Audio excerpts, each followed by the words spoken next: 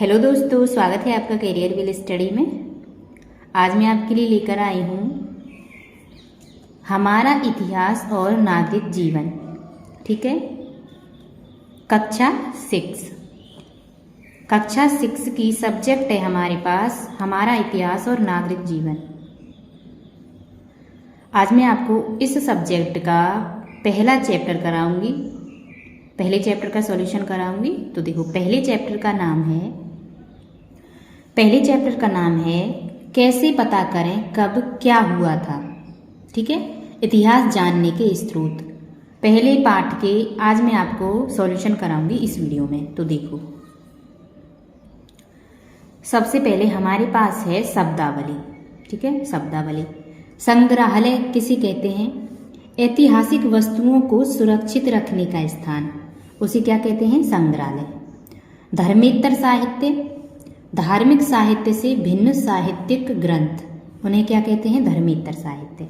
उसके बाद हमारे पास शुरू होती है अभ्यास, और अभ्यास में हमारे पास है क्वेश्चन नंबर 1। उसमें क्या है? उत्तर लिखिए।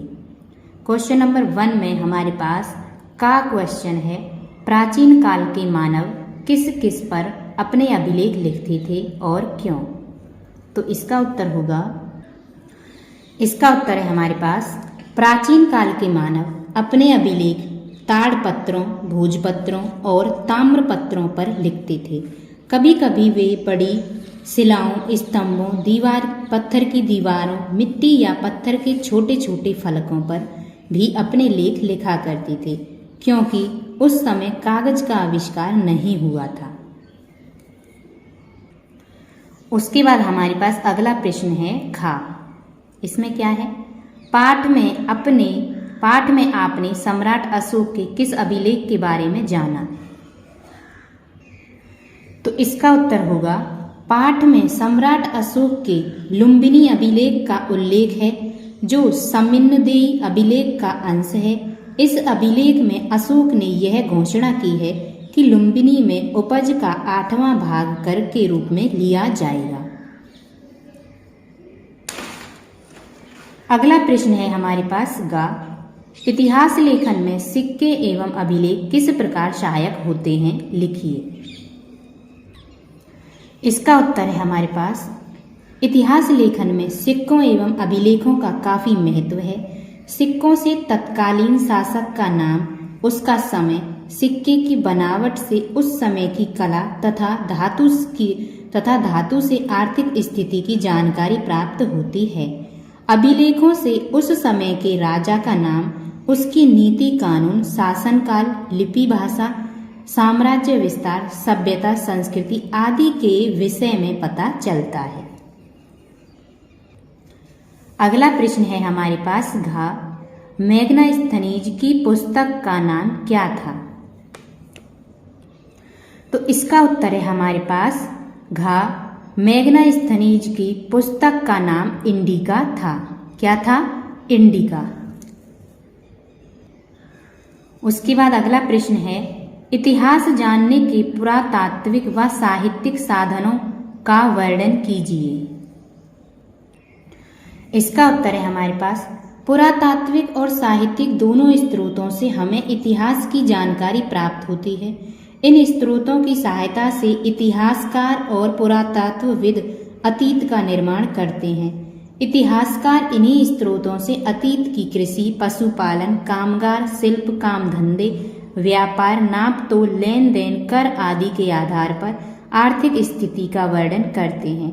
घर परिवार, स्त्रियों की स्थिति, शिक्षा, रहन सहन, खान पान, वेशभूषा, मनोरंजन, त्योहार, मेले आदि के आधार पर सामाजिक तथा शासक, प्रजा, प्रशासक, सुरक्षा व सैन्य व्यवस्था के आधार पर राजनीतिक स्थिति की जानकारी प्रदान करते हैं।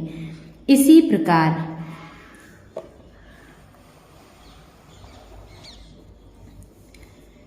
प्रकार कला, आचार, ज्ञान विज्ञान की मान्यताएं, धार्मिक विश्वास, देवी देवता, पूजा पाठ एवं परंपराओं के आधार पर धार्मिक एवं सांस्कृतिक स्थिति का वर्णन करते हैं।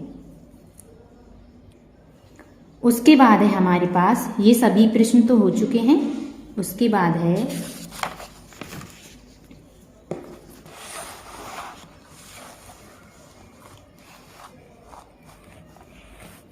ये देखो दूसरा प्रश्न है हमारे पास, अंतर स्पष्ट कीजिए। पूर्व, प्राक ऐतिहासिक काल, आद्य ऐतिहासिक काल और ऐतिहासिक काल, इन सभी में हमें अंतर स्पष्ट करना है। तो किस तरह से बताएंगे, देखो। तो इसमें हम उत्तर लिखेंगे, देखो उत्तर 2 का पहला पॉइंट लिखेंगे का, पूर्व पाक ऐतिहासिक काल, और उसमें लिखेंगे वह समय जिसके लिए कोई भी लिखित सामग्री उपलब्ध नहीं है प्राक ऐतिहासिक काल कहलाता है। ठीक है। उसके बाद खा डालेंगे और उसमें हेडिंग डालेंगे आद्य ऐतिहासिक काल। फिर इसके बारे में लिखेंगे वह समय जिससे संबंधित लिखित साक्ष्य उपलब्ध तो हैं किंतु उन्हें पढ़ा नहीं जा सकता है, उसे आद्य ऐतिहासिक काल कहते हैं। ठीक है। उसके बाद हम हेडिंग डालेंगे गा ऐतिहासिक काल और उसमें लिखेंगे जिस काल के विषय में लिखित सामग्री से जानकारी मिलती है एवं उसे पढ़ा भी जा सकता है, उस काल को ऐतिहासिक काल कहते हैं।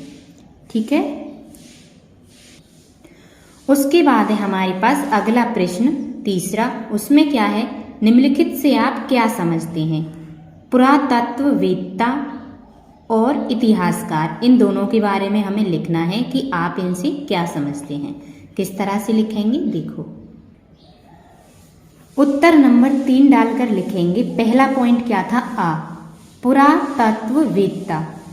ठीक है। हेडिंग डालेंगे हम पुरातत्ववेत्ता और उसमें लिखेंगे पुरातत्ववेत्ता सावधानी से जमीन की देखरेख और समझ के आधार पर खुदाई कराते हैं। खुदाई से प्राप्त छोटी वस्तुओं से वे लिखित दस्तावेज तैयार करते हैं। इन्हीं वस्तुओं के आधार पर हमें अतीत की जानकारी प्राप्त होती है। उसके बाद अगला पॉइंट बा, हेडिंग डालेंगे इतिहासकार और उसमें लिखेंगे इतिहासकार अतीत से प्राप्त तथ्यों और साक्ष्यों के आधार पर बीते समय की जानकारी देते हैं। वे कृषि, पशुपालन, व्यापार, नाप तोल, लेन देन आदि के आधार पर आर्थिक स्थिति का चित्रण करते हैं। जाति पाति, घर परिवार, स्त्रियों की दशा, शिक्षा, खान पान, वेशभूषा, मनोरंजन, त्योहार व मेले आदि से सामाजिक स्थिति का चित्रण करते हैं। इसी प्रकार राजनीतिक, धार्मिक व सांस्कृतिक स्थिति का भी चित्रण करते हैं। ठीक है।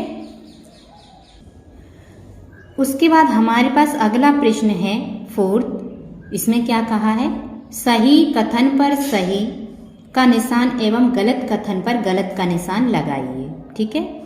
का है प्राक, पूर्व इतिहास जानने के लिए हमारे पास लिखित सामग्री है, तो ये क्या है हमारा गलत, उसमें लिखित सामग्री नहीं थी।